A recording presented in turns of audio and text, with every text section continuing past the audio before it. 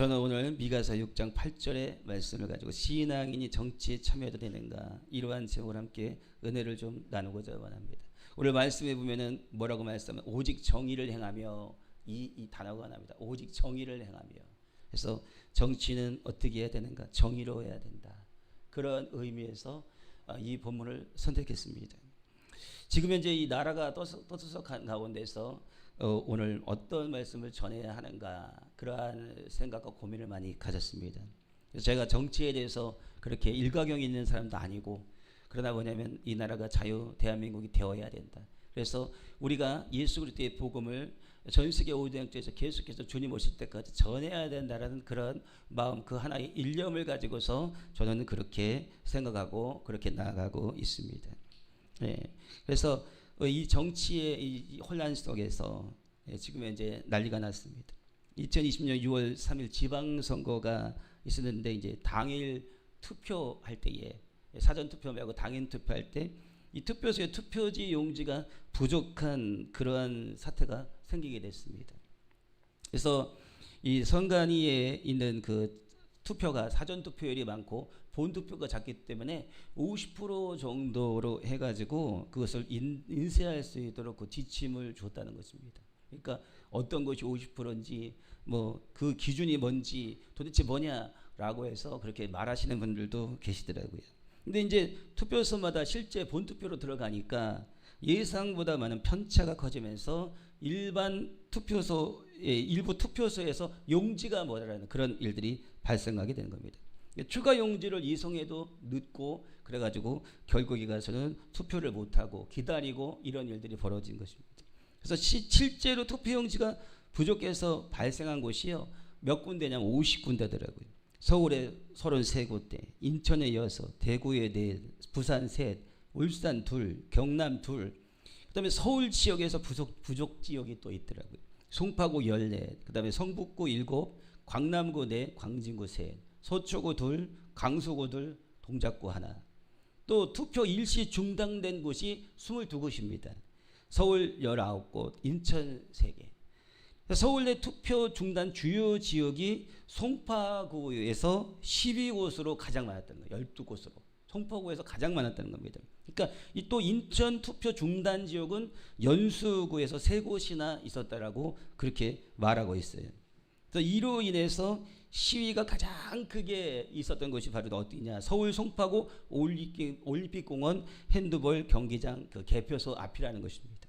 그러니까 잠실 7동 제2투표소 앞에서 대치하던 시위대가 이 투표함 개표소로 옮겨가면서, 투표함이 개표소로 옮겨가면서 그곳으로 이동해 가지고 거기에서 막 시위를 하고 그렇게 했는데요.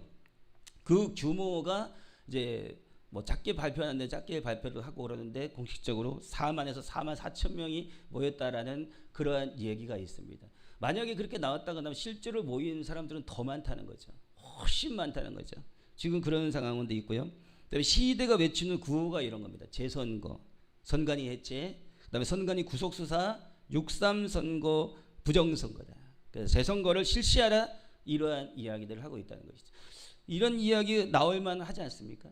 실질적으로 이 나라가 지금 그냥 실력으로 해가지고 하면 될 텐데, 너무나도 선거 처리되면은 많이 힘들고 어렵고, 그 다음에 또 예전에도 불구하고 부정선거다 해가지고 유튜브에 얼마나 나왔습니까? 그럼에도 불구하고 아무런 끄떡도 없고 그렇게 하고서 계속해서 지나가고 그러더니, 이번에는 투표지 이 일 때문에 완전히 지금 여당이라고 하는 데서도 입을 딱 다물게 되는 그러한 일들이 벌어지게 되는 것을 제가 이렇게 찾아보니까 그런 일들이 벌어지더라고요. 그래서 이 투표용지 부족 사태를 일으킨 지역은 어떻게 되냐면 62%에서 74%, 엄청난 프로테이지를 차지하는데 국민의힘의 강세 지역에서 일어났다는 거예요. 그러니까 모든 것이 다 국민의힘의 강세 지역은 아니었다는 것입니다. 그런데 뭐냐면 62%에서 74%가 그렇다는 거예요. 그러니까 뭐냐면은 이것이 정치적 편향성으로 인해서 굉장한 퍼센테이지를 차지하고 있는 것을 볼 수가 있다는 겁니다. 그러니까 왜 하필이면 그곳에서 그렇게 그런 일들이 벌어지느냐라고 하면서 사람들이 반발이 굉장히 심한 거예요. 그래서 사람들이 주장하는데, 첫 번째는 시민, 시위대 쪽에서 이것은 단순한 실수가 아니다. 보수 강세 지역에서 집중된 것이 이상하다. 재선거해야 된다. 선관위를 수사해야 한다. 이러한 일들이 얘기됐고요.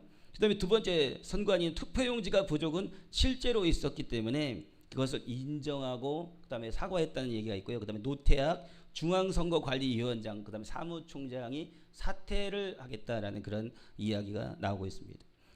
대통령 총리여와 그다음에 정치권도 조용히 넘어가는 분위기가 아니라고. 그다음에 진상규명 책임자 문책 국정조사 특검까지도 지금 현재 말을 하고 있다는 것입니다.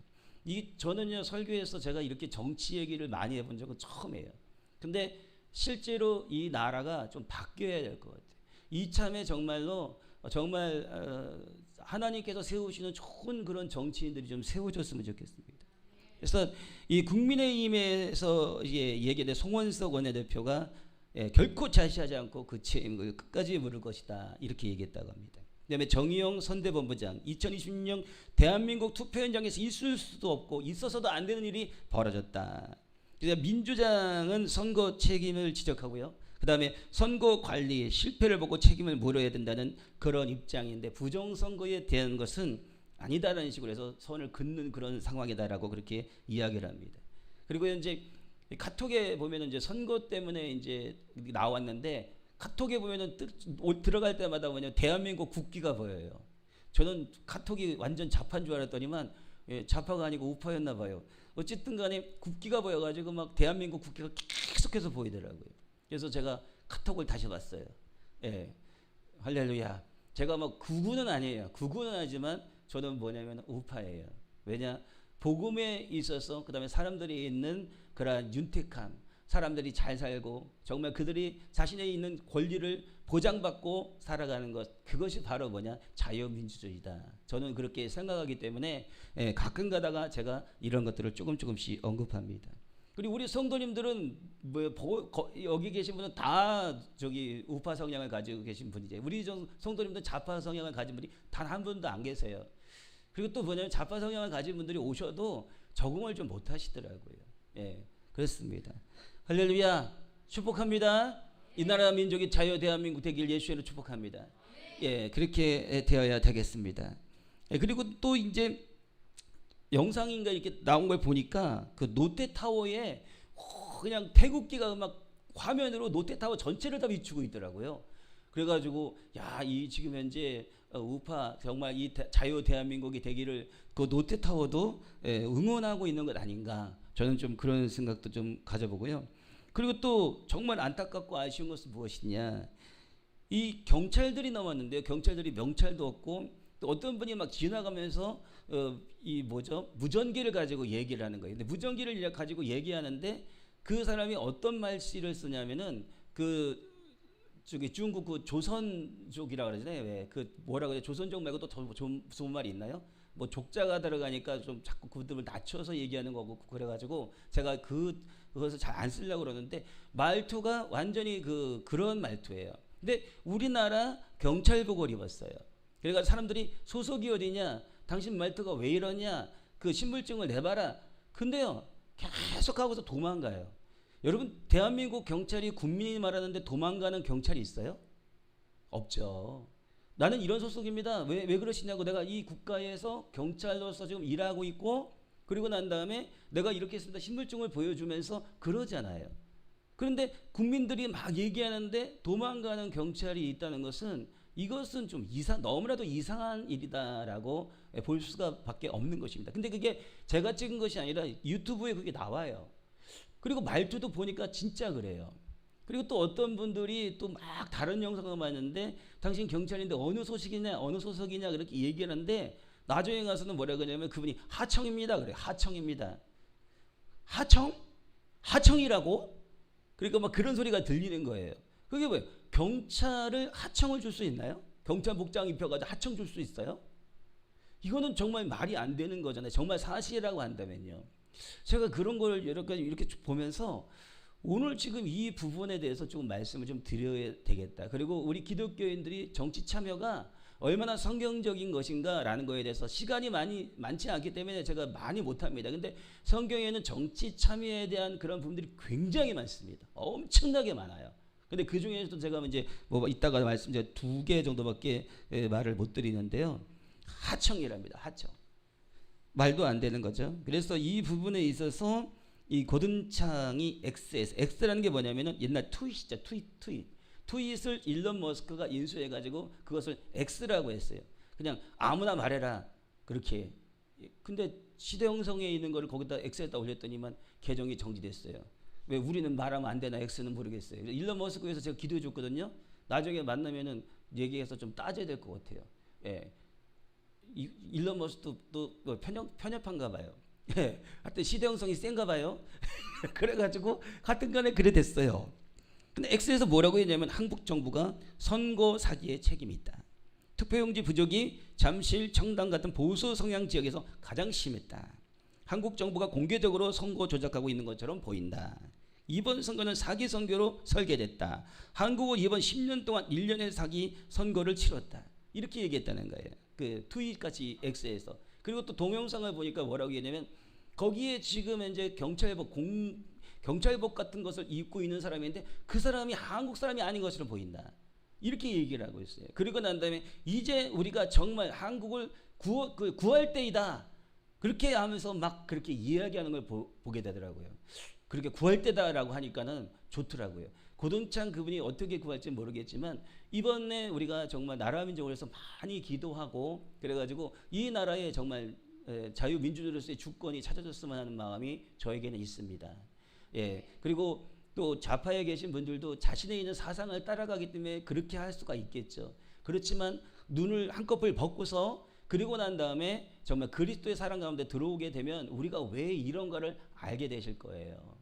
예, 그렇습니다. 그러니까 또 가만히 보면은 또 이제 목사님들 중에서도 좌파의 성향을 가지신 분들이 좀 계세요. 좌파 성향. 그래서 좌파의 성향을 갖고 각 지방애들마다 좌파에 계신 분들이 계세요. 그래서 우파적으로 해서 막 그렇게 하게 되면 막 공격을 해요. 그래서 그곳에서는 아예 아무 말도 못하게 하는 그런 분위기를 만들어 버려요.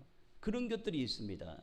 그러니까 어떻게 되냐면은 우리 각 그 교단에 있는 지방의 목사님이나 뭐 그다음에 뭐 속회나 또 그 외에 또 뭐 이제 노회 이런 데서 정말 나라 민족을 위해서 기도할 수 있는 그런 분위기를 만들 수 있는 용기 있는 분들이 나오시기를 제가 부탁을 드립니다.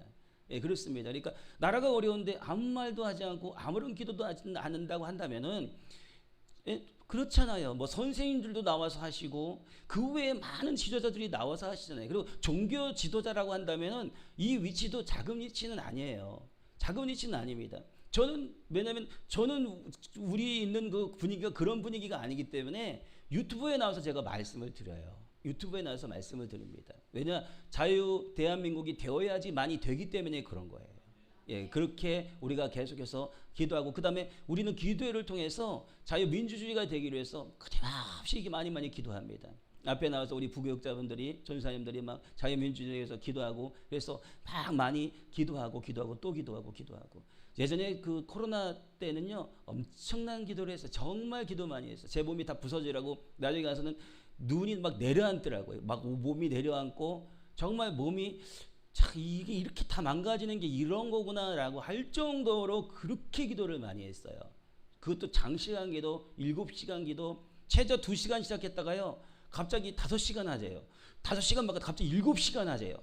7시간을 해가지고요.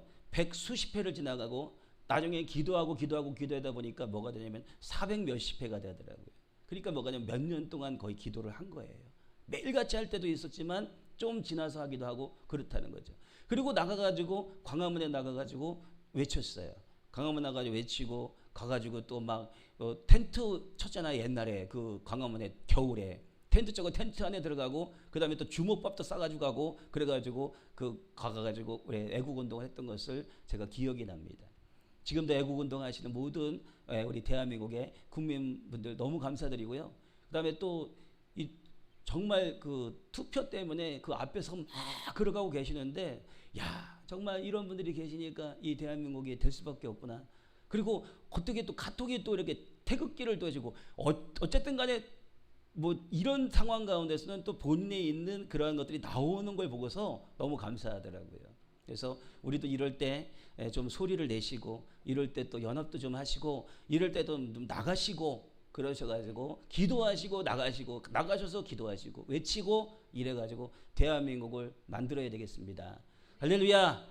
우리가 그렇게 그런 사명 가운데 갔으면 하는 것이 저 부족한 저의 마음입니다. 우리 모든 성도님들 다 그런 마음 가지고 계신 줄 믿습니다. 그래서 이러한 사태가 단순히 행정 실패가 아니라 정치적 그다음에 조직적인 선거 조작 의혹이다. 이렇게 그런 의혹을 이 고든창이 말하고 있습니다. 고든창은 다 아시죠?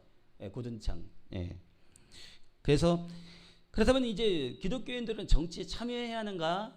이런 것을 우리가 좀 살펴볼 필요가 있죠. 정치적으로 참여했던 그런 기독교인들은요, 성경에 무척 많아요. 무척 많습니다. 그 중에서 요셉이라는 사람이 있습니다. 이 요셉은 파라오 그 왕 밑에서 애굽의 총리가 됐습니다. 요셉은 지혜로 국가 행정을 맡아가지고 그 나라를 살린 사람이에요. 그 사람이 누구냐면은 여호와 하나님을 믿는 사람. 하나님을 믿는 그런 백성이었다는 거죠. 그가 누가 됐냐면은 왜 그 애굽이라는 나라의 총리가 됐어요.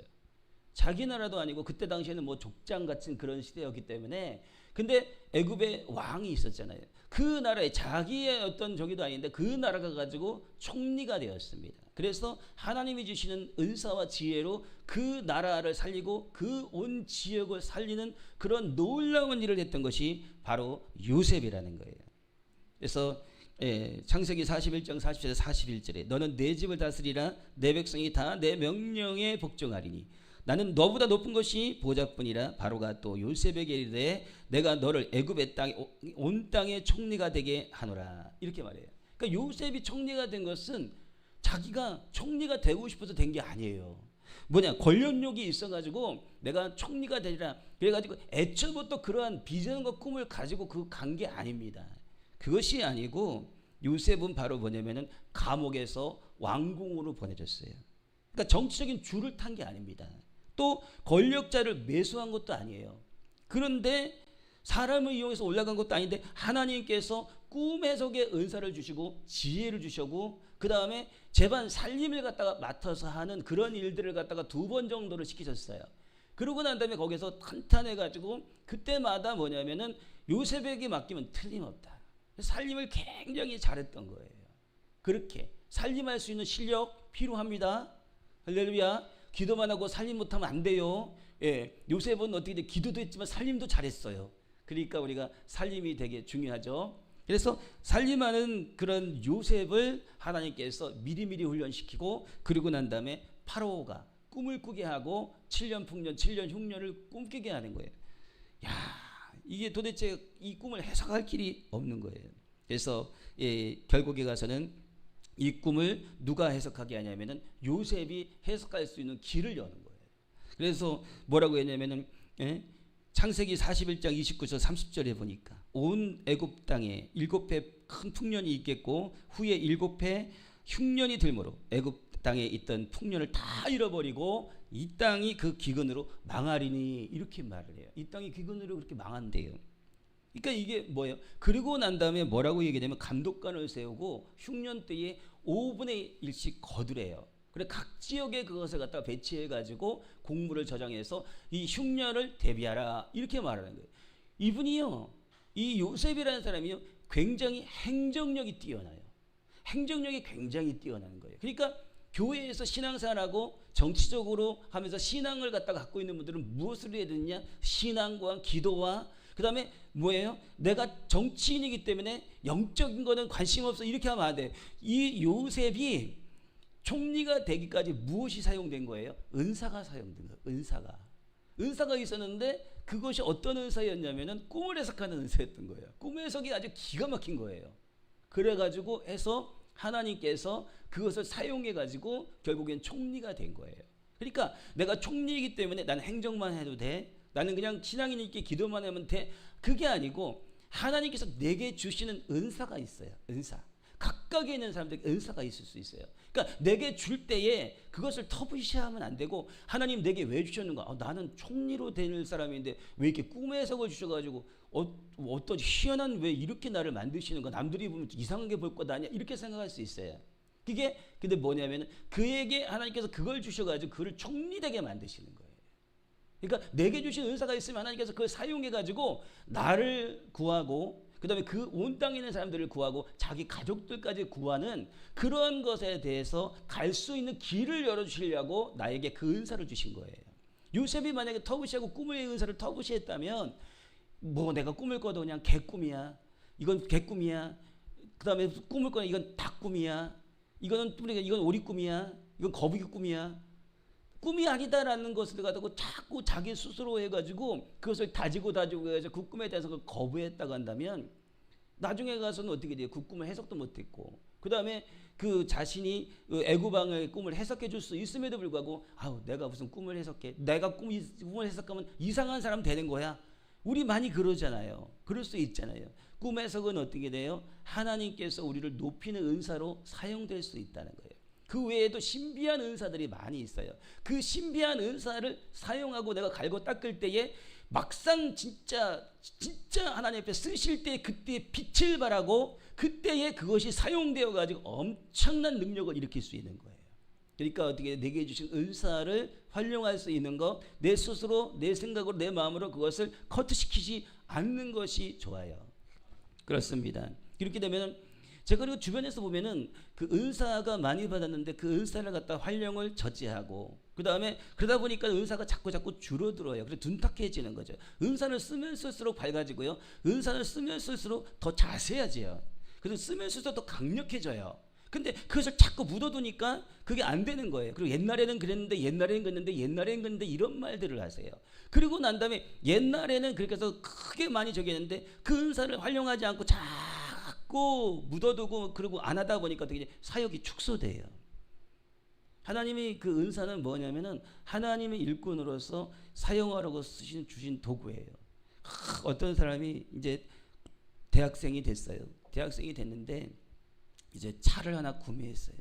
그 당시 우리 옛날에 티코가 유명했잖아요. 요즘에 모닝인지 옛날보다 티코보다 모닝은 진짜 엄청 좋아요. 그래서 그거를 탔단 말이에요. 근데 한 10년 탔어요. 10년 타고 15년 타고 20년 타고 계속해서 타고 싶으세요? 그렇지 않잖아요. 뭔가 좀 나도 좀 바꿔보고 싶다. 이렇게 하고 싶잖아요. 그래가지고 하나님께서 좀 더 좋은 걸 주셨어요. 예? 뭐 주시면 좋겠다 이번에는. 그래가지고 나중에 가다 보니까 막 그랜저도 주시고 막 좋은 걸 주신단 말이에요. 그런 것처럼 내가 티커로 연습하면 하나님이 뭘 주시는 거예요? 다른 차를 주셔도 내가 그것을 잘 하게 돼요. 조금만 하면. 근데 티커를 줬는데 그거를 못해요. 워닝을 줬는데 이걸 못해. 그럼 어떻게 다른 큰 차 주면 더 놀라서 난 못해요. 운전 못해요. 이게 되는 거예요. 그래서 나온 것이 장롱면허 그게 나온 거예요. 원래 그런 게 나오면 안 되는데 장롱면허가 있는 거예요. 여기 계신 분들도 아마 면허가 그런 면허가 있을 수 있을 거예요. 예, 원래는 그런 면허가 아닌데 그렇게 된 거예요.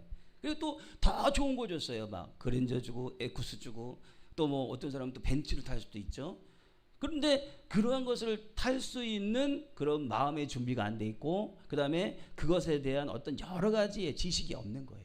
그러다 보니까 자신이 더 클 수 있음에도 불구하고 하나를 터부시했던 것이 결국에는 크게 일하지 못하는 그런 것으로 작용된다는 거예요. 그래서 어떻게 되느냐, 방언 기도도 내가 정말 조금씩이라도 더 열심히 해가지고 어느 단계에 들어가면 방언을 바꿔주세요. 또 바꿔주세요. 하나님은 바꿔주실 그런 단계를 정확하게 하세요. 제가 옛날에 방언을 했는데요, 여러 가지 방언을 했어요. 근데 어느 목사님의 방언이 저에게 임했어요. 뭐 막 그래. 근데 약간 방언하기가 좀 쉽지가 않다. 이런 생각을 가졌어요. 그래서 막 우리 방언기도 많이 하잖아요. 그래서 뭐 하나님 바꿔주세요. 나다다다다 막 그러면서 좀 튀어주세요. 더 이렇게 좀 강하게 해주세요. 그러니까 그때부터 해가지고 방언이 바뀌었어요. 필요하니까. 그리고 제가 원하니까 하나님 방언을 바꿔줘가지고 비슷하긴 한데 방언이 달라졌어요. 그래가지고 제가 좀 답답하다라고 그런 생각을 좀 안 갖게 됐어요. 그렇더라고요. 근데 이제 우리 김 간사님은 아직 방언이 좀 약간 덜 터졌어요. 그래서 그 방언하지 말고 찬양해라 그렇게 했는데 방언을 계속 하다 보면은 뭐가 되냐면 이게 터져요.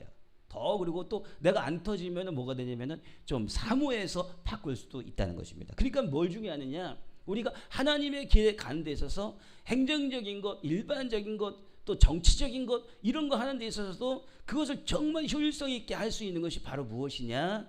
바로 꿈의 은사가 될 수 있다는 거죠. 그 꿈의 은사가 없었으면은 그 애굽은 완전히 초토화됐을 거예요. 그 애굽은 완전 망해버렸을 거예요.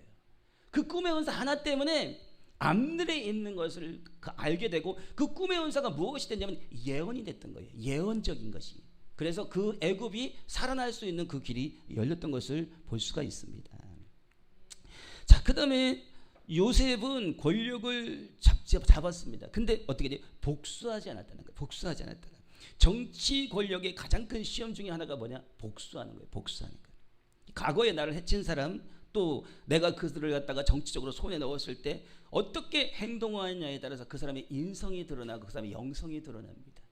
내가 내 원수들이 있는데 옛날에 굉장히 괴롭혔어요. 근데 그 괴롭힌 사람들을 갖다가 내가 이제 정치적 권력을 잡았어요. 그러니까 어떻게 되는 거예요? 다 복수하는 거예요. 다 복수. 예, 그걸 정치적인 복수라고 하는데, 그죠? 정치적인 복수하죠. 그래서 그런 경우들이 많이 있죠. 그런데 이 누구예요? 요셉은 그런 일을 하지 않았다는 거예요. 요셉은 뭐예요? 자기를 형들이 노예로 팔았는데 자기가 그 형들이 곡식을 가지러 왔을 때 그냥 그 감옥에다 쳐놓고, 아니면 갖다가 그냥 목을 치든지, 자신이 그렇게 할 수 있는 그런 권력을 갖고 있었잖아요. 자기 임의대로 할 수 있는 것. 그럼에도 불구하고 어떻게 했냐면은 그것을 하지 않았다는 것입니다. 그들을 품고 그들에게 양식을 주고, 그리고 난 다음에 그들에게 있어서 그들을 돌려보내고 다시 올 수 있는 그 길을 열어놓은 거예요. 그게 되게 중요한 거예요.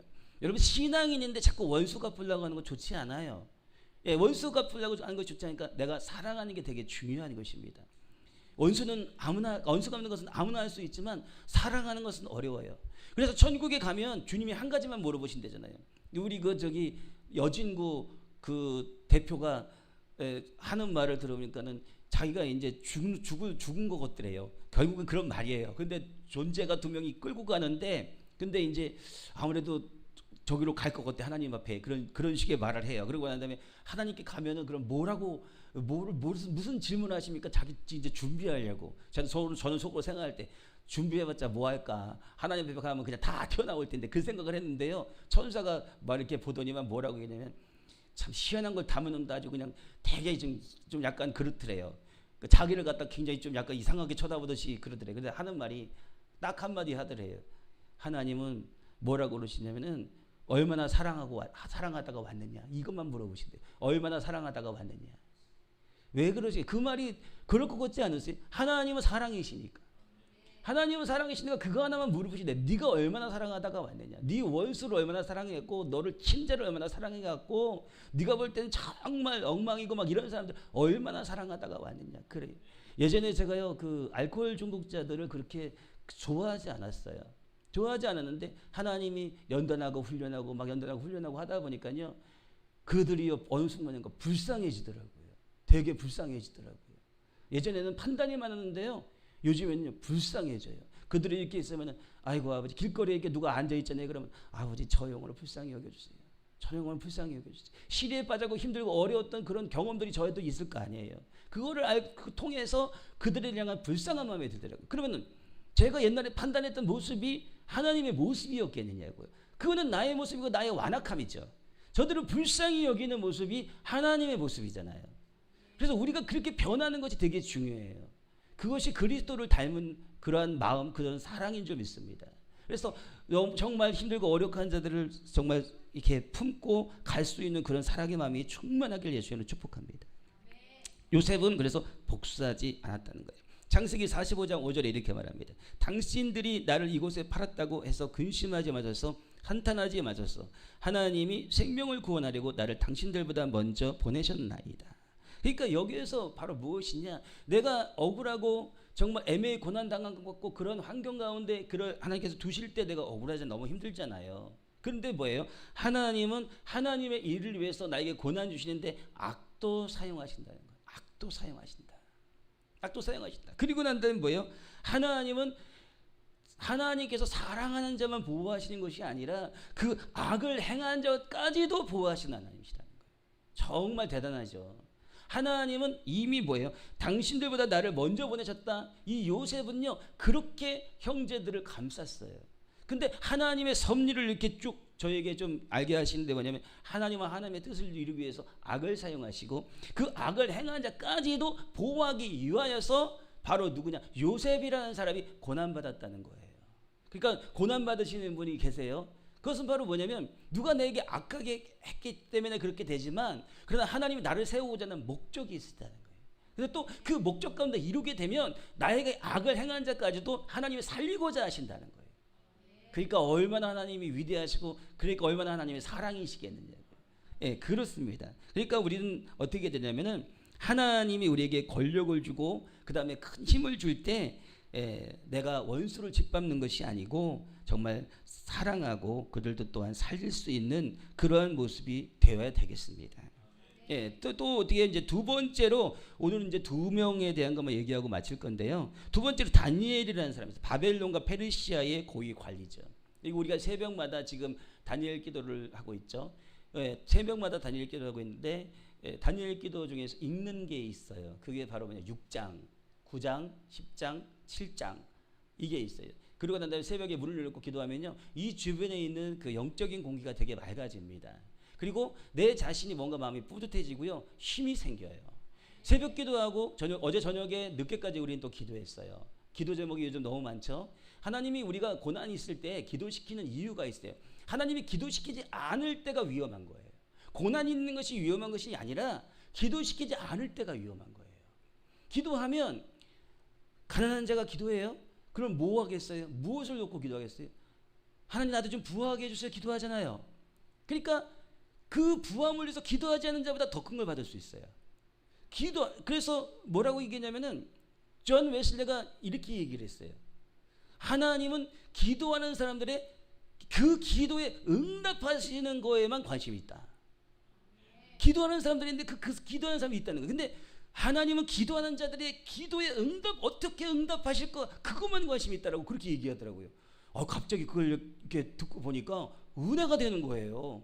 하나님은 오늘도 내 기도에 그렇게 관심 갖고 계시구나. 그리고 또 어떤 사람이 고난당하는데 그분의 기도에 굉장히 관심 갖고 계시구나. 이런 생각을 갖게 되니까요. 야, 이게 기도할 만나고 기도에 이게 하나님 응답하시겠네. 이런 마음이 들더라고요. 이게 그렇더라고요. 그러니까 우리가 기도하지 못하는 것이 그게 더 위험하다.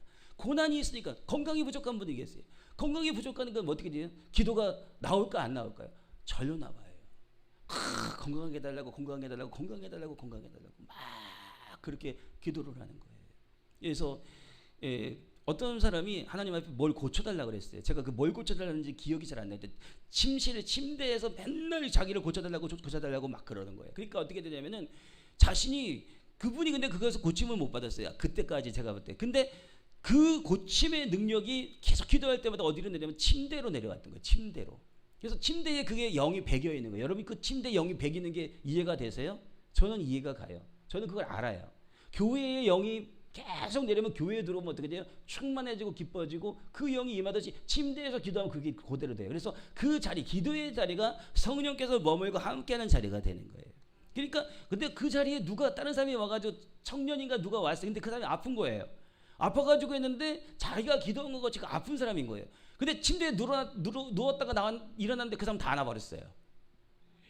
그 은혜가 거기 내렸는데 본인은 뭐 안 났고 그 은혜가 있는데 다른 사람이 나버린 거예요. 아니 하나님 왜 저는 안 났고 그 사람 났습니까? 이렇게 얘기하니까는 네가 그렇게 기도해서 침대 거기 잔뜩 있었는데 은혜가 근데 뭐냐면 그 청년이 와가지고 거기에 누웠다가 그리고 갔다는 거예요. 할렐루야. 제가 아직 조금은 이해를 못하는 그런 부분이 있긴 하지만 어쨌든 간에 그런 일이 일어났다고 책에 써놨어요. 그거를 책에. 책을 읽었거든요. 책에 써놨더라고요. 그러니까 어떻게 돼요? 우리가 기도할 때에 하나님께서 그렇게 응답해 주신다는 거예요. 병이 있고 질병이 있기 때문에 기도할 수밖에 없잖아요. 기도하면 하나님께서 그 병을 다스려 준다는 거 있죠. 근데 불이 내려오면은요 한순간에 고칠 수 있어요. 어떤 분은 불이 내려가지고 귀가 안 들려 오랫동안 귀가 안 들렸던 99세 되셨던 권사님이 계신데 귀가 그 순간에 들려가지고 그 순간에 났어요. 그래가지고 전화 받고 하는 게 되는 거예요. 제가 기도할 때 그렇게 됐어요. 어깨가 아팠는데 한 방에 기도가 나버렸어요. 한 방으로 낫는 경우가 있고요. 불이 내렸는데 안 나는 경우가 있는데 그들은 뭐냐면 먹을 것으로 건강식품으로 뭐 해가지고요. 또 병원에서 약도 주고 해가지고 그렇게 가서 치료하시는 경우가 있어요. 하나님이 뭐냐면 내가 지금 이제 금방 나느냐 안 나느냐가 중요한 게 아니라 하나님의 불이 내렸느냐 안 나느냐가 되게 중요해요. 하나님의 불이 내리면 하나님은 어떤 방식으로라도 하세요. 저도 또 약간 좀 피부가 그래가지고 예수의 이름으로 낫고 예수께서 채찍에 맞아 나올 때 불이 내려와요. 불이 내려오는데 그 불로 인해서 저도 좋아지고 하는데 그러다 보니까 뭘 개발하게 돼요. 자꾸 뭘 개발하더라고요. 그래서 제가 개발하고 있는 노하우가 있을 것 같을까요? 없을 것 같을까요? 저 노하우가 한 5-6개 그 이상 될 수도 있어요. 제가 노하우가 많아요. 굉장히 실험을 많이 하기 때문에. 그래서 어떤 분이 그러더라고요. 아니 목사님 무슨 뭐 영성 목회만 하면 됐지 뭐 별의별 걸 다 하세요. 그래가지고 요즘에는 또 뭐 해가지고 뭘 했더니 배가 막 많이 빠졌어요. 제가 배가 남산만 했어요. 모르셨죠? 우리 성도님들 그 유튜브에서 지금 빠지니까 하는 말인데 요즘에는 뭐냐면 동산만 해요. 예. 남산만 했다가 요즘에는 뭐냐면 하도 건강했더니만 동산만 해졌어요. 근데 이게 뭐가 돼요? 다 빠질 거예요. 싹. 이런 거를 같이 개발해가지고 그래서 또 우리 교회에 아프신 분들이 있으면은 제가 이렇게 해가지고 또 이렇게 같이 하면서 섬겨가지고 그 건강을 같이 할 수 있도록 하려고 지금 이제 노력하고 있습니다. 그게 그런 거예요. 아픈 것이 내가 금방 나았으면 좋겠는데 안 낫는단 말이죠. 안 나는 사람은 이유가 있는 거예요. 그 사람은 뭐냐면 뭘 개발해가지고 아니면 뭘 먹든지 뭘 발견하든지 그래가지고 좋아지는 그런 경우들이 있어요. 근데 어떤 사람은 빨리 나버려요. 빨리 나요. 근데 99세 때 빨리 나신 분이 어떻게 되냐면 100세 때 돌아가셨어요. 그분은 어떻게 돼요? 그래도 낫고라도 빨리 고치셔가지고 그러고 난 다음에 주님이 데려가신 거예요. 어떤 분이 이제 임종을 앞두고 있는데요. 힘들고 어려운 거예요. 허리가 너무 아프셔가지고 우리 같이 계신 분 중에서 어머니세요. 그런데 아버지가 수발을 몇 년 동안 되는데 이 허리 때문에 너무 힘들어가지고 잘 못 있나고 그러셨나 봐요. 그래서 이제 요양원에 보내야겠다는데 우리가 신방을 갔습니다. 신방을 가고 난 다음에 그 신방 때에 제가 막 기도를 했어요. 근데 성령의 은혜가 들어가더라고요. 그 다음에 예수께서 채찍에 맞아 머리는 치유받았습니다. 근데 머리에 불이 들어가요. 근데 나중에 가서는 예수께서 채찍에 맞아 허리가 치유받았습니다. 근데 허리에 불이 확 어마어마하게 들어가는 거예요. 제가 막 이 가슴이 감당하지 못할 정도로 불이 들어가는 거예요. 그렇게 누워가지고 힘들었던 분이 그날 일어났어요. 그날 일어나셔가지고 여기 사진이 있어요. 지금 사진이 있어요. 여기 옆에 진짜로. 제가 그 사진을 지금 가지고 있어요. 그 다음에 저에 있는 그 컴퓨터에도 그 사진이 있어요. 그 어머니의 사진이 있어요. 그런데 일어나셔가지고 근데 이제 수박을 사왔더니 수박을 드시고 싶은 거예요. 수박 얘기를 자꾸 하시더라고요. 저는 저를 접대하고 싶어서 그런 줄 알고 그랬는데 누워 계시니까 수박이 얼마나 드시고 싶었겠어요. 수박을 갖다가 이렇게 드시는데 잘 드시더라고요. 그리고 난 다음에 허리가 아파가지고 못 나는데 이렇게까지 일어나가지고 이렇게 가지고 막 쭉 일어나가서 섰어요. 쓰셨어요. 그리고 난 다음에 앉으셨어요. 그리고 이제 나중에 임종 때는 가서 기도했어요. 예수께서 채찍에 맞으면 나왔습니다. 채찍에는 나왔습니다. 계속 하는데 어떻게 되냐면요. 막 부었었어요, 몸이. 근데 붓기가 쫙 빠지고요. 그 다음에 영들, 악한 것들이 다 떠나가고, 그러고 난 다음에 이 기도하는 데마다 불이 많이 들어가는 거예요. 그랬더니만 갑자기 얼굴이 펀해지고요. 그 다음에 쫙 빠지고, 얼굴이 그냥 굉장히 이뻐지신 거예요. 아주 평안하게. 저는요, 그래서 나와가지고 일어나실 줄 알았어요. 하나님이 너무 많이 고쳐주셔가지고, 그래서 제가 아마 일어나실 거예요. 일어나실 거예요. 근데 뭐냐면, 근데 하나님이 데려가셨어요. 목사가 일어난다고 다 일어나는 거 아니에요. 예, 그런 거예요.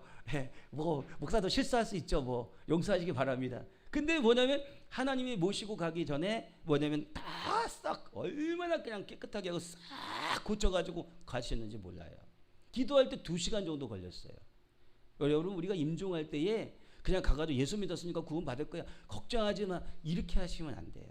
그게 아니라 그렇게 해가지고 계속 기도해주고 그 영혼을 돌봐주셔야 돼요. 돌봐드려야 돼요. 그 전까지는 많이 힘드셨어요. 막 숨도 막 힘들고 막 계속 이러는데 그 기도가 다 들어가고 나다음에 나중에 숨을 이렇게 쓰시더라고요. 편안하게 쉬시더라고요.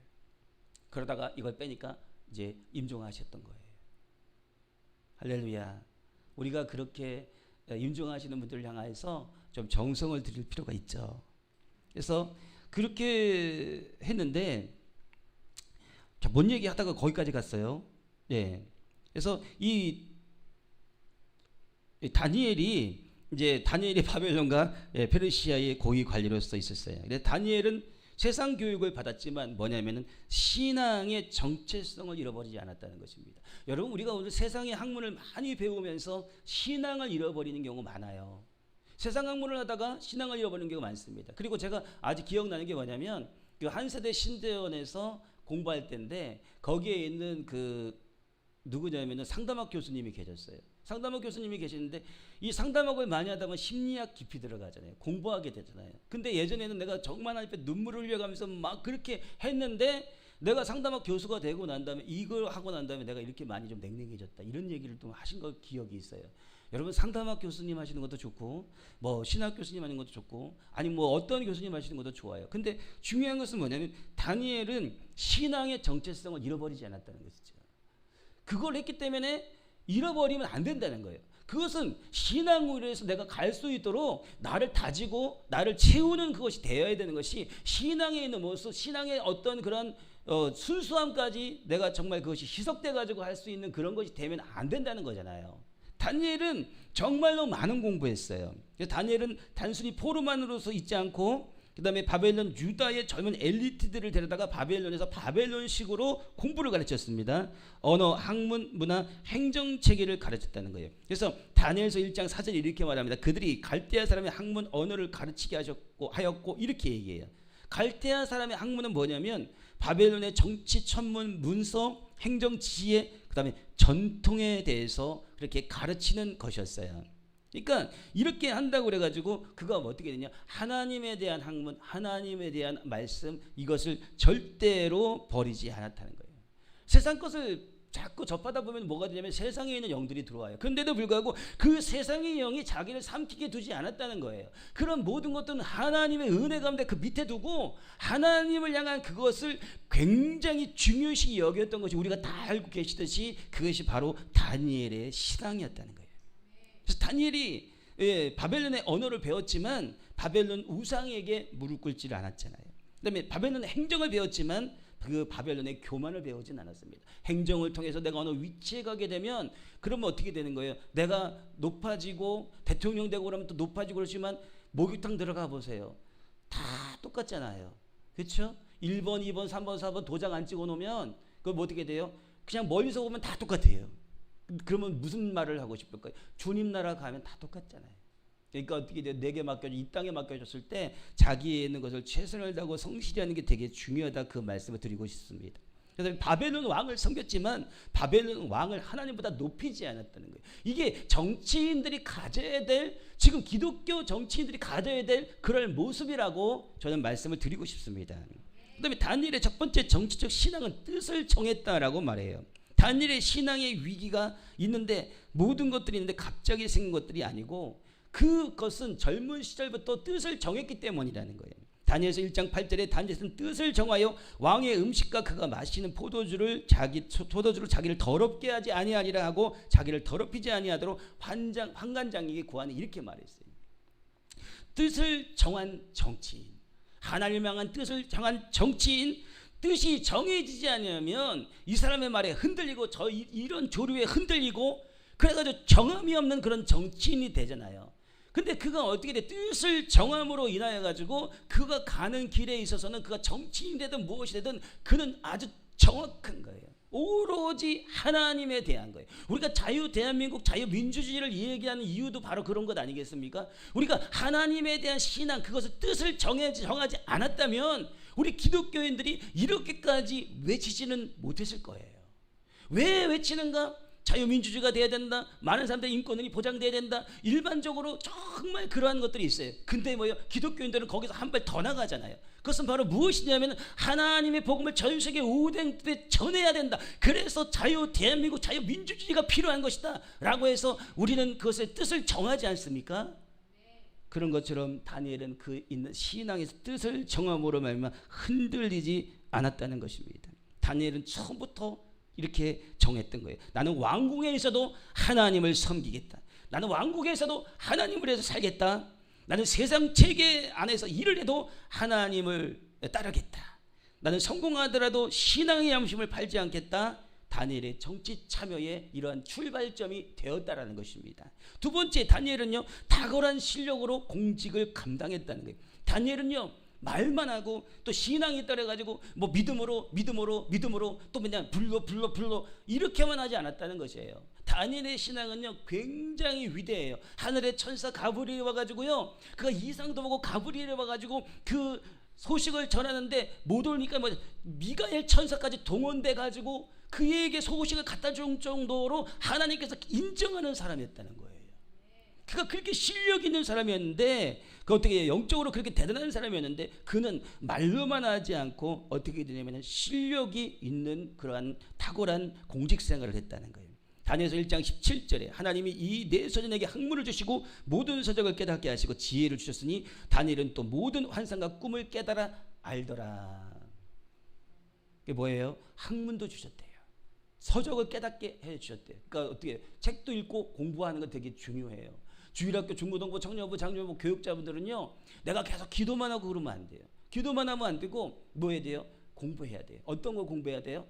그 학생들이 무엇이냐, 서적에 가서 읽고 누가 부흥했는가 이것도 바라보고, 그 다음에 어떤 그들의 있는 심리는 뭔가 이런 것도 공부하고 계속해서 공부하고 찾아봐야 돼요. 되게 중요하죠. 그렇습니다. 그 외에도 뭐 많은 부분들이 있잖아요. 그래서 이러한 모든 것들이 다니엘서 1장 20절에 왕이 그들에게 모든 일을 묻는 중에 그 지혜와 총명이 온 나라의 박수와 술객보다 10배나 나온 줄을 알더라. 그러니까 하나님께서 무엇을 주는가? 지혜와 총명을 주셨다는 거예요.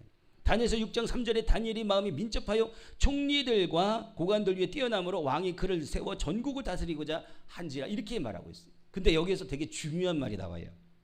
그게 바로 뭐냐면 마음이 민첩하여. 이 마음이 민첩하여라는 것을 갖다가 원어적으로 해서 깊이 들어가면 뭐라고 얘기하고 있냐면요, 이 다니엘 안에 탁월한 영, 뛰어난 정실, 특별한 통찰력이 있었다, 이런 얘기를. 그러니까 이게 뭐냐면 느하우 야티라. 느하우 야티라. 이 야티라는 뭐냐면 탁월한 우수한 느하우는 뭐예요? 성령. 하나님의 성령이 그에게 탁월하게 역사했다는 거예요. 탁월하게 역사했다는 거예요. 여러분에게 탁월하게 성령이 역사하시길 축복합니다. 다니엘에게 역사했던 그 탁월함이 예수의 이름으로 여기 계신 모든 분들에게 임하길 축복합니다. 그래서 탁월하게 이게 역사했기 때문에 그 마음이 민첩하여, 그는 성령이 아주 탁월한 가운데 있었다, 이렇게 얘기하고 있어요. 그래서 총리와 고관들 위에 뛰어남으로 왕이 그를 세워 전국을 다스리게 한지라, 이렇게 말하고 있는 거예요. 그러니까 우리가 정치를 하면서 그냥 정치에 있는 그런 모습 가운데 일반적인 것만 할 것이 아니라 무엇으로 탁월해야 되느냐? 성령의 은혜와 능력이 탁월해서, 성령의 지혜가 탁월해서, 성령의 총명이 탁월해서, 성령이 주신 걸로 탁월해가지고 이 땅 가운데 있어야 다니엘과 같은 놀라운 역사를 이룬다라고 지금 현재 우리가 여기에서 알 수가 있습니다. 탁월한 능력이 임하기를 다시 한번 예수의 이름으로 축복합니다. 세 번째로 다니엘은요, 부패하지 않은 공직자의 모델이었다는 것입니다. 다니엘을 시기한 다른 총리들과 고관들은요, 그를 고발하려고 흠을 찾았습니다. 근데 다니엘서 6장 4절에 이렇게 말합니다. 이에 총리들과 고관들이 국사에 대해 다니엘을 고발할 근거를 찾고자 했으나 아무 근거, 아무 허물도 찾지 못하였으니 이는 그가 충성되어 아무 그릇됨도 없고 아무 허물도 없습니다, 이렇게 말해요. 여기서 근데 표현하고 있는데 뭐라고 표현하냐면 충성되어라고 말해요. 충성되어. 그러니까 충성되는 사람은 어떤 거예요? 허물되지 않는다는 거예요. 충성된다는 뭐예요? 그릇되지 않는다는 거예요. 충성된 자는 뭐예요? 자기가 허물을 만들지 않는다는 거예요. 하나님을 향해서, 교회를 향해서, 나라 민족을 향하여서 그렇게 충성됨이 있기를 예수의 이름으로 축복합니다. 그래서 하나님께서 재능인 자를, 옛말에 그랬죠. 하나님은 재능인 자를 쓰는 것이 아니라 충성된 자를 쓴다는 이유가 바로 여기 있는 거잖아요. 할렐루야. 그 충성을 통하여서 하나님께 나가시기를 축복합니다. 네 번째로 뭐냐? 왕을 섬겼지만 하나님에 대한 충성은 양보하지 않는다. 다니엘은 정치권 안에 있었습니다. 하나님을 버리지 않고 왕의 명령 가운데 신앙을 타협하지 않았다는 거예요. 그러니까 이 다니엘은 왕을 반역합니까? 반역하지 않습니까? 다니엘은요, 한 번도 왕을 반역한 적이 없어요. 이방 나라에 있는 왕이라 할지라도 그를 터부시 여긴다거나 자기가 더 우세하다라고 한다거나 이런 것이 아니라 굉장히 그 다른 사람을 인정해주고 그 왕을 인정해주는 그런 사람이었던 거예요. 그래서 그는 왕을 섬겼어요. 그 다음에 나라의 행정을 성실하게 감당했고, 그러나 왕의 명령이 하나님에 대한 신앙을 위협하고 그것을 금하고 그것이 아닐 때는요, 절대 타협하지 않았다는 거예요. 이게 되게 중요해요. 여러분, 우리가 신앙생활 하면서 뭐 조금 저기 해가지고 있을 때 정치적으로 나갔는데 거기에서 나보다 더 높은 사람이 말할 때 신앙에 있는 걸 버려버리고 타협해버리는 것, 이럴 수 있잖아요. 어떤 것들이 있을까요? 많이 있을 수 있죠. 많이 있을 수 있습니다. 근데 그런 타협을 이 다니엘은요 조금도 용납하지 않았다는 거예요. 그만큼 내공이 강한 사람이에요. 엄청난 내공이 있는 사람인 거예요. 근데 그가 있는 평상시의 삶 가운데 굉장한 충성심을 갖고 있고 굉장한 탁월함으로 일했기 때문에 왕의 마음이요 그에게 가 있는 거예요. 그러니까 그에게 뭐 특별한 것을 더 요구하고 그렇게 안으려고 했던 그런 부분들이 있는 거예요. 그가 이제 뭐 조소를 당해가지고 결국에 가서는 왕이 쓴 것을 갖다가 위반해가지고 30일 동안 왕이나 다른 사람에게 무엇을 구하면은 사자굴에 던져넣겠습니다. 이렇게 하는 거 이걸 찍어주세요. 그러니까 왕이 그냥 거기다 그냥 땅 찍잖아요. 그러고 난 다음에 그 조소에 그게 도장이 찍힌 걸 알고도 다니엘이 어떻게 했냐면 자기가 하던 그 습관대로 가가지고 하루에 3번씩 하나님 앞에 기도함으로 하면 그가 고발을 당합니다. 그랬을 때 아니 누가 그렇게 왕께서 이렇게 여차저차 해가지고 했을 때 다른 사람에게나 왕에게 이렇게 구하게 왕이 아닌 다른 사람에게 구하게 단 신들에게 구하게 되면 그러면 어떻게 되느냐 여기 사자굴에 던져놓기로 하죠. 맞다 이거는 고칠 수 없는 길이다. 근데 거기에 떡하니 다니엘이 걸려버린 거예요. 큰일 났네. 왕이 그를 얼마나 사랑했는지 그냥 잔치도 다 물리고 그래도 밤새도록 어떻게 하면 좋을까 정말 안 되고 사람들이 막 닥달거리니까 그러니까는 집어넣어라.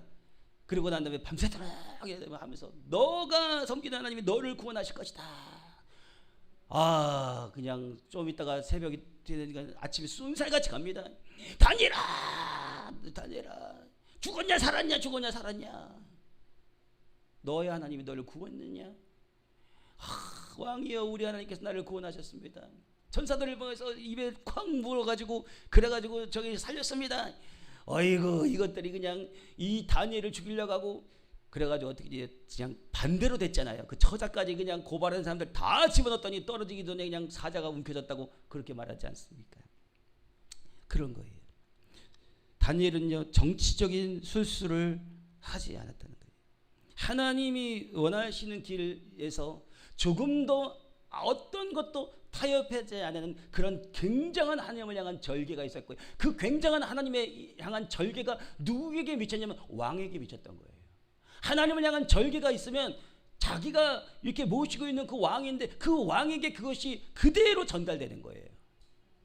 그러니까 왕이 그 다니엘을 얼마나 인정했겠느냐고 너무너무 인정했던 것이죠. 그러니까 그가 원하는 것이 있으면 그냥 왕도 피해서 그래 이렇게. 근데 어느 날인가 나도 모르게 그냥 뚱 찍었더니 거기 다니엘에 걸려가지고 사자굴까지 들어가니까 그가 왕이 갑자기 정신이 없는 거. 왜 그래요? 다니엘이라는 인물이 굉장한 인물이거든요. 너무나도 굉장한 인물인데 이제 큰일 났다 이거예요. 저 인물이 없어지면 이게 진짜 이 나라가 힘들고 어려워. 한 사람이 그렇게 중요한 것입니다. 할렐루야. 여기 계신 분 한 분 한 분들이 얼마나 중요한지 모릅니다.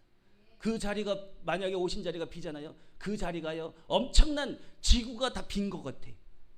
할렐루야. 다 우리 따라해 보시기 바랍니다. 내가 앉은 자리는 지구보다 더 큰 자리다. 시대적인 자리다. 그 자리가 시대적인 종들의 자리입니다. 하나님이 뭐 시대적인 종이라니까 목사만 시대적인 종으로 부릅니까? 그거는 성경적이지 않은 거예요. 그거는 내경적인 거예요. 내가 복음이라고 그러는 거예요. 그거 아니에요. 시대적인 종들은요 목사도 전사님도 그다음에 또 일반 성도님들도 장로님 또 안수 집사님 또 권사님 권찰님 그다음에 일반 성도님들도 다 그들을 향한 하나님의 시대적인 그런 마음이 있는 거예요. 그게 그런 거예요. 그래서 내가 주님 앞에 더 충성되면 하나님께서 크게 쓰시는 거. 오래 믿어서 크게 쓰는 게 아니고요. 충성될 때 크게 쓰시잖아요. 그게 성경적이죠? 맞죠? 오래 믿어서 크게 쓰신가요? 아니잖아요. 하나님 앞에 충성되고 하나님 앞에 순종할 때 크게 쓰시잖아요. 그래서 그들이 뭐가 되냐면 여기 계신 분들은 다 시대적인 종인 거예요. 그런 거예요. 그러니까 어떻게 돼요? 그 자리를 잘 지키셔야 되는 게 맞는 거예요. 저는 이 자리를 잘 지켜야 돼요. 시대적인 종이 맨날 주일날마다 안 나와가지고 맨날 부교육자분들 설교시키면 되겠어요? 안 되잖아요. 그렇죠? 그럴 때가 있으면 제가 할 때도 있고 막 이런 거죠. 그러다 우리 저기 부교육자분들이 더 훈련 많이 받아가지고 주일날도 막 1부, 2부, 3부, 4부, 5부, 6부, 7부, 8부까지 막 돼가지고 막 쫙 썼으면 좋겠어요. 세계적으로 막 위대한 그런 일들을 탄생시켰으면 좋겠어요. 새벽에도 기도하고 저녁에도 기도하고 그냥 새벽을 다 기도로 물들이고 360을 기도하고 그만큼 있는 인원들이 오셔가지고 그렇게 하셨으면 좋겠어요. 저는요 많이 안 써도 좋아요. 솔직히 말해서 그런 것은 지나갔어요. 성도님들 그다음에 또 우리 교육자들이 많이 써가지고 그래가지고 으쌰으쌰 해가지고 교회를 세우면 좋겠어요. 저는 그래요. 마음이 진짜 그래요. 그래서 다니엘은 이 조서에 왕의 도장이 찍힌 것을 알고도 자기 집에 돌아가서 그 윗방에 올라가 예루살렘을 향한 창문을 열고 전에하던 대로 하루 3번씩 무릎을 꿇고 기도하며 하나님께 감사하였더라.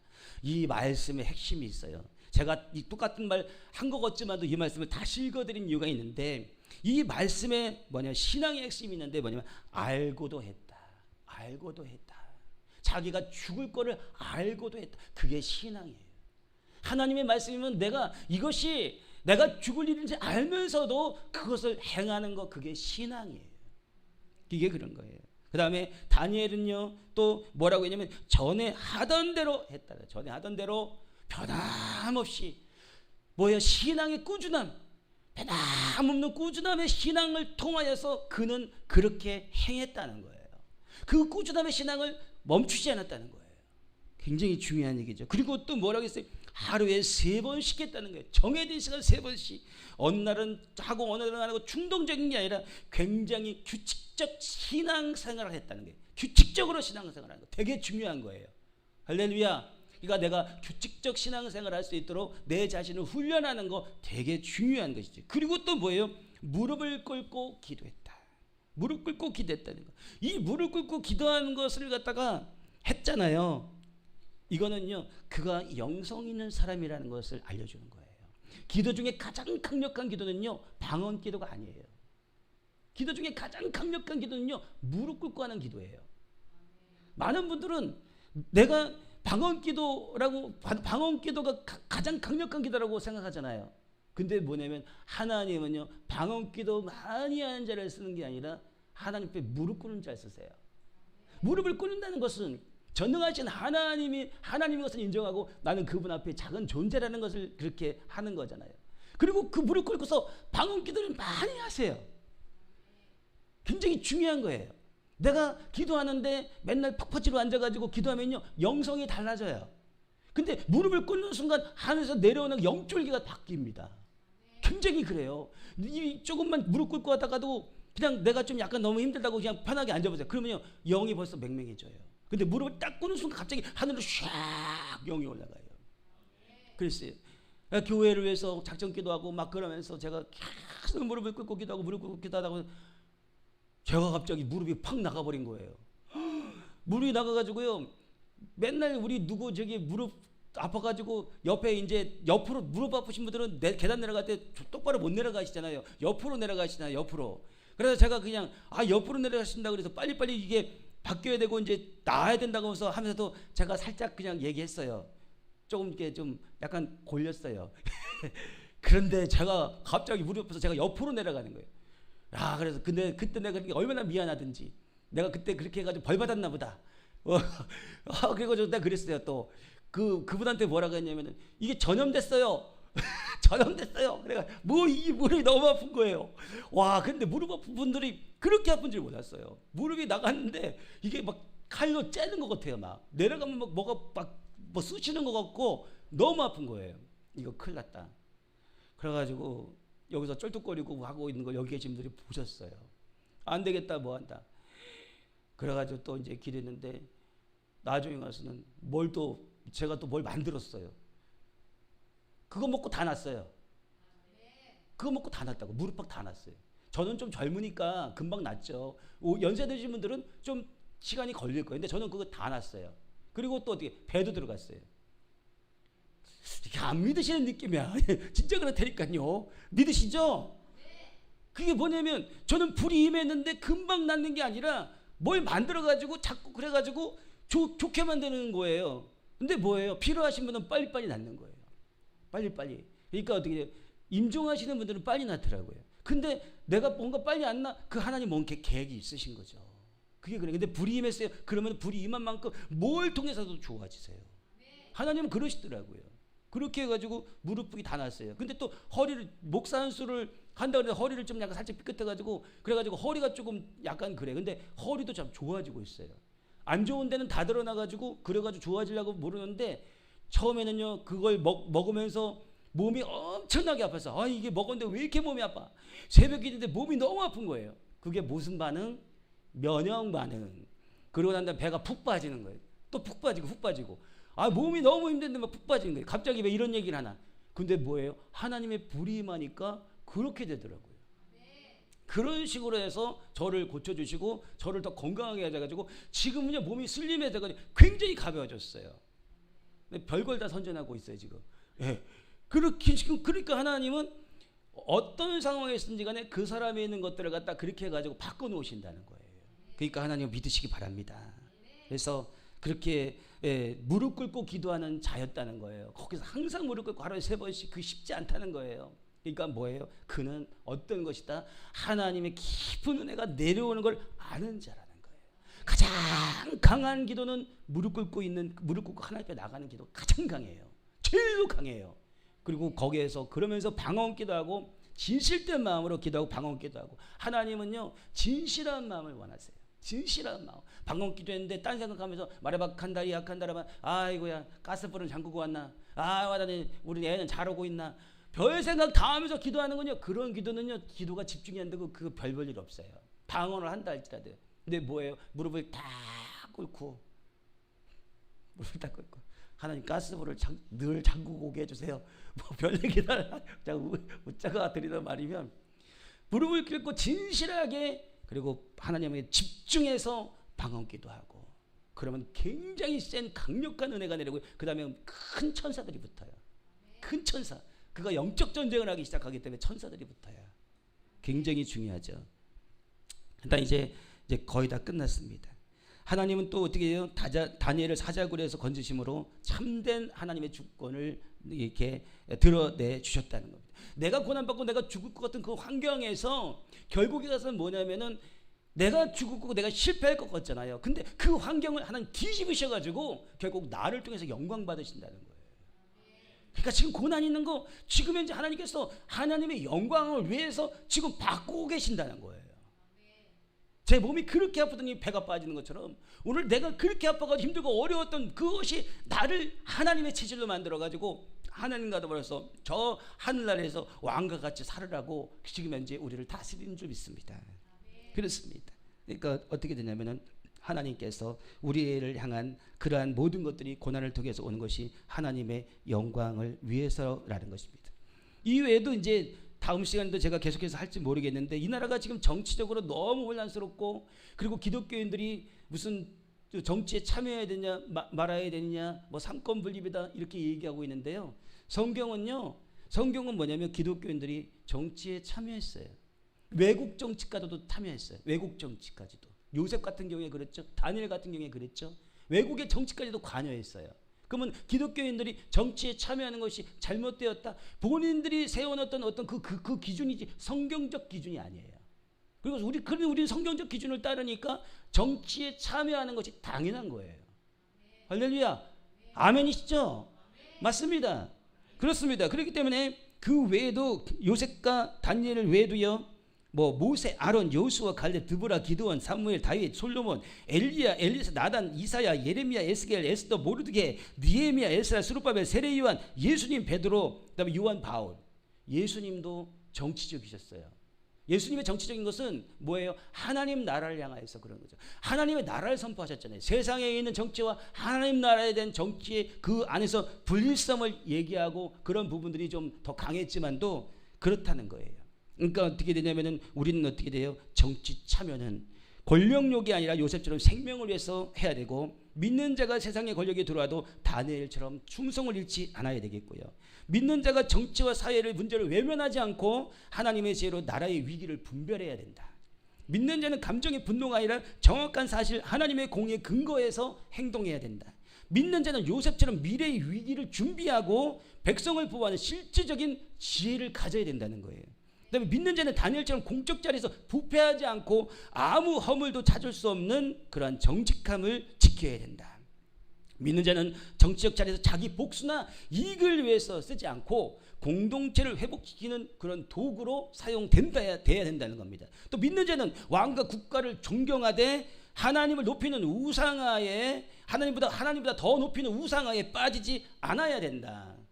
예. 믿는 자는 기도만 하거나 또 행동만 하거나 그렇게 하면 안 되고 다니엘처럼 기도하고 요셉처럼 행동하는 책임감을 가져야 된다는 겁니다. 믿는 자는 정치 참여는 정파의 승리, 어떤 정파를 승리하게 하기보다 원하는 것이 아니라 하나님의 뜻 안에서 그분의 나라와 백성을 살리는 거룩한 책임 가운데 되어야 된다라는 것을 말씀드리면서 말씀 생각하시고 주님 세워보고 통성으로 기도드리겠습니다. 주여 주여 주여.